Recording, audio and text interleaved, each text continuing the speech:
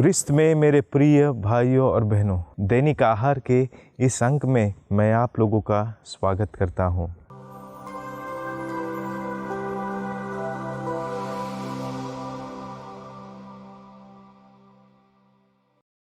फर्ज कीजिए एक दिन आप अपने दोस्तों के साथ या रिश्तेदारों के साथ कहीं बाहर जा रहे हो और रास्ते में अचानक आपका दोस्त या रिश्तेदार हवा में उड़ने लगे या कोई भी असामान्य चीज़ वो करने लगे, तो आपका हाव भाव कैसा होगा? आपका हाव भाव ज़रूर बदलेगा। आपके मन में शायद एक प्रकार का डर भी उत्पन्न हो जाए। ऐसे ही एक घटना मेरे साथ भी हुई थी।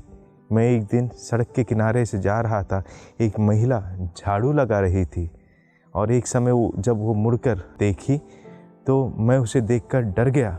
मेरे चेहरे के हाव भाव बदल गए क्योंकि उसकी एक आँख नकली थी और वो आँख बाहर लटकी हुई थी, जो मैंने कभी पहले अपनी ज़िंदगी में नहीं देखा था। वो मेरे लिए एक असामान्य चीज़ थी।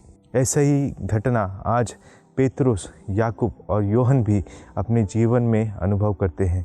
जब यीशु उन्हें प्रार्थना के लिए अपने साथ पर्वत पर लेकर जाते हैं, थोड़े समय बाद वहाँ पर यीशु का रूपांतरण होता है और यीशु के जगमगाते शरीर, कपड़े और उनके उज्जवल मुख को देखकर पेतरुस, याकूब और योहन, उनके चेहरे के हाव भाव बदल जाते हैं। वे डर जाते हैं, वे नहीं जानते कि वे क्या करें।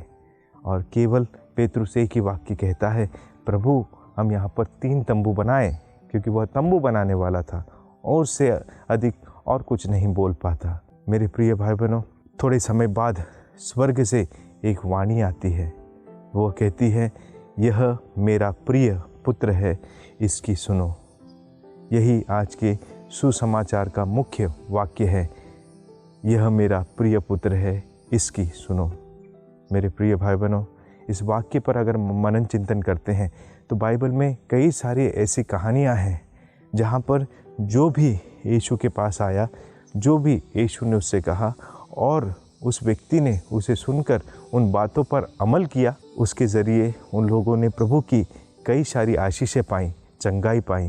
यूहन्ना का सुसमाचार अध्याय 9 पद 1 से 12 में हम पढ़ते हैं, जो जन्म से अंधा था उसे उसके आँख पर प्रभु मट्टी लगाते हैं और कहते हैं कि सिलोआम के कुंड में जाकर अपने को धो, और वो वैसा ही करता है और उसे दृष्टि प्राप्त होती है। ऐसे कई सारे उदाहरण बाइबल में दिए गए हैं। एक और ऐसा उदाहरण है जो प्रभु की बात न सुनने पर उसे निराशा प्राप्त होती है। लूका का सुसमाचार अध्याय 18 में हम धनी युवक की कहानी पढ़ते हैं। वह प्रभु से आकर पूछता है कि हे प्रभु, मुझे मुक्ति पाने के लिए क्या करना चाहिए, और उसने अपनी रोज़मर्रा की ज़िंदगी का एक पर्चा प्रभु के सामने प्रस्तुत किया और उसे देखकर वो बहुत प्रसन्न हुए और कहे कि तुम स्वर्ग राज से दूर नहीं हो, एक तुम में कमी है, जाकर अपना सब कुछ ध्यान दे दो और आकर मेरा अनुसरण करो। मेरे प्रिय भाई बहनों, उस वाक्य को सुनकर वो व्यक्ति बहुत उदास हो जाता है, निराश हो जाता है। वो प्रभु की इस वाणी पर कतई विश्वास नहीं करता और मुक्ति को त्याग देता है, आशीष को त्याग देता है। क्या हम भी कभी कभी या कई सारे बार ऐसा नहीं करते? संसार में रम जाने के कारण कितने बार हमने प्रभु के वचनों को या प्रभु की वाणी को अनसुना किया है और उसका प्रतिफल हम जानते हैं।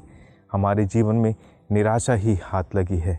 तो आइए हम प्रभु से मांगे कि प्रभु हमें आत्मा का अभिषेक दे, जिससे हम प्रभु के वचनों को सुनकर, समझकर उस पर अमल करने का प्रयास करें। आमीन।